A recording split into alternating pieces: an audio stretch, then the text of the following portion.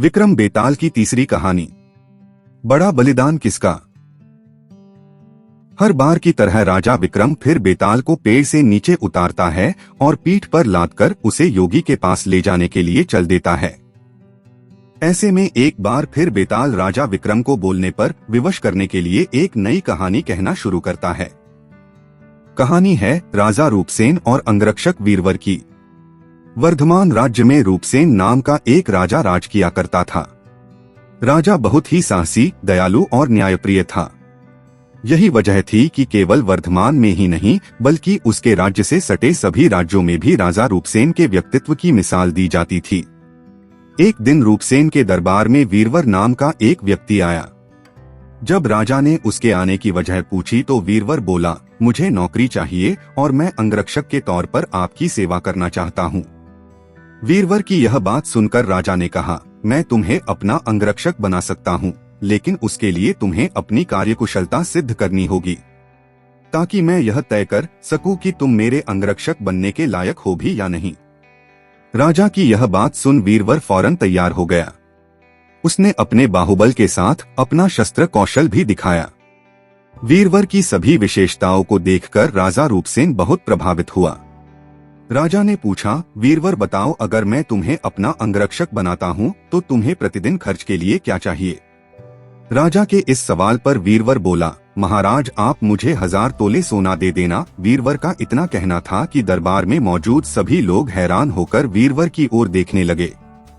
राजा रूपसेन भी वीरवर की मांग पर आश्चर्य में पड़ गया। वो भी क्यों न, वेतन के रूप में वीरवर ने इतनी बड़ी रकम जो मांग ली थी। राजा ने गंभीर होकर वीरवर से पूछा, तुम्हारे परिवार में कितने लोग हैं। वीरवर ने उत्तर दिया, कुल 4 महाराज, मैं, मेरी पत्नी, एक बेटा और एक बेटी।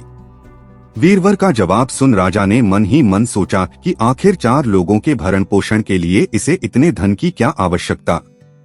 फिर कुछ सोचकर उसने वीरवर को 1000 तोला सोना प्रतिदिन बतौर खर्च देने की बात मान ली।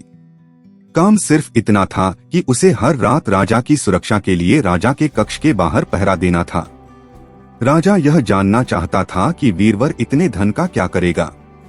उसने वीरवर को 1000 तोला सोना देकर रात में नौकरी पर आने को कहा और गुप्त रूप से कुछ सैनिकों को उसके पीछे लगा दिया।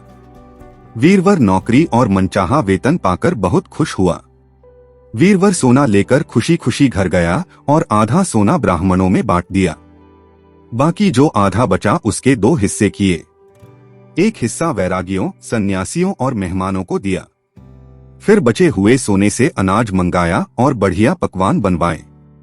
तैयार पकवान को पहले गरीबों को खिलाया और फिर उसके बाद जो बचा उसे अपने परिवार के साथ मिल बांट कर खाया।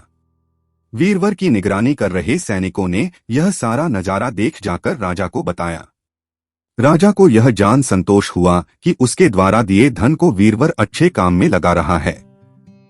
अब राजा को यह देखना था कि वीरवर अपने काम में कितना खरा उतरता है। वीरवर जब महल पहुंच राजा के कक्ष के बाहर पहरा देने लगा तो राजा सोया नहीं। राजा पूरी रात चुपके से जांच करता रहा कि वीरवर अपना काम कितनी ईमानदारी से करता है।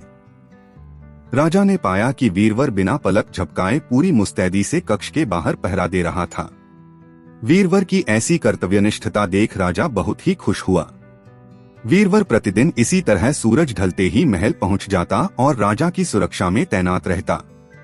जब भी राजा को किसी भी चीज की जरूरत होती, वीरवर हमेशा हाजिर रहता। ऐसे ही देखते देखते कई माह गुजर गए।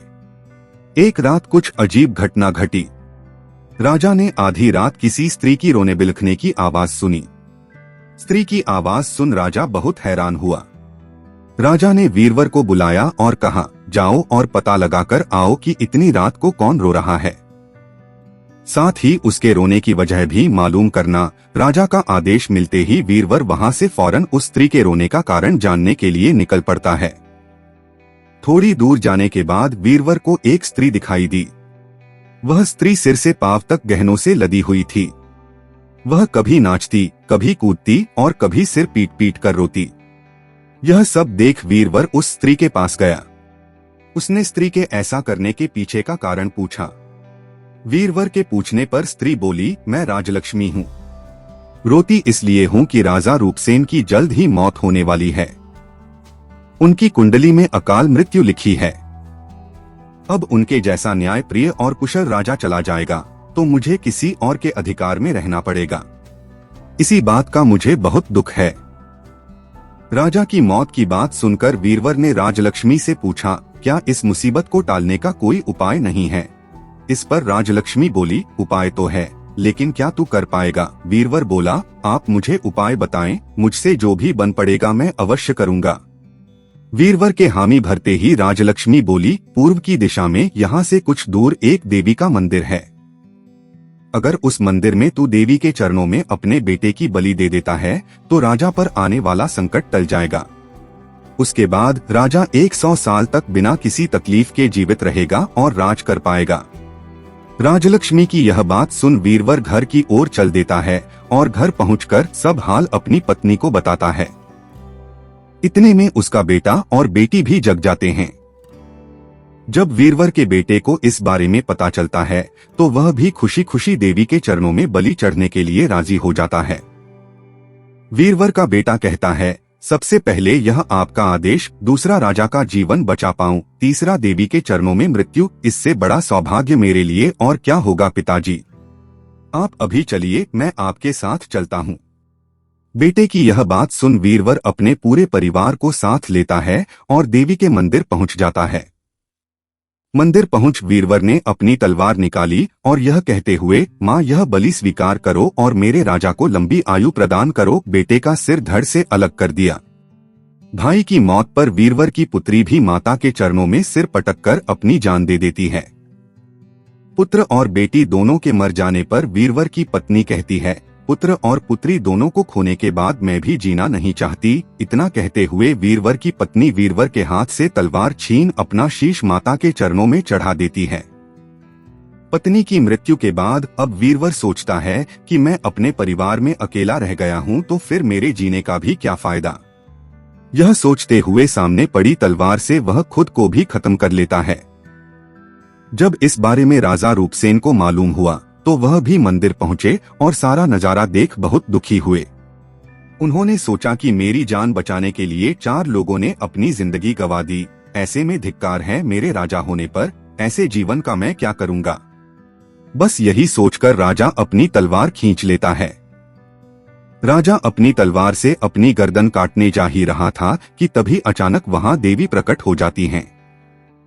देवी कहती हैं, राजन मैं तेरे साहस से प्रसन्न हूँ, तू जो भी वर मांगेगा तुझे वह हासिल हो जाएगा। देवी की यह बात सुन राजा कहता है, देवी आप वीरवर और उसके परिवार को जिंदा कर दो। देवी तुरंत वीरवर और उसके पूरे परिवार को दोबारा जिंदा कर देती हैं। इतना कहकर बेताल बोला, बताओ विक्रम, इन सब में सबसे बड़ा बलिदान किसका?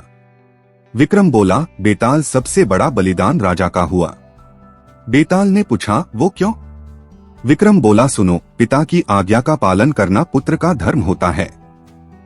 सेवक का अपने राजा के लिए अपने प्राण दे देना उसका कर्म। वहीं अगर राजा अपने सेवक के लिए अपनी जान देने को तैयार हो जाए तो वह बड़ी बात है। इसीलिए राजा का बलिदान ही सबसे बड़ा हुआ। विक्रम से यह जवाब पाकर बेताल कहता है, बहुत खूब विक्रम, तूने सही जवाब दिया, लेकिन तू भूल गया, मैंने कहा था कि तू बोला तो मैं चला। इतना कहकर बेताल फिर वहीं पेड़ पर जाकर उल्टा लटक जाता है। ऐसे ही कहानी सुनने के लिए इस चैनल को सब्सक्राइब करें, लाइक करें और शेयर करें। धन्यवाद।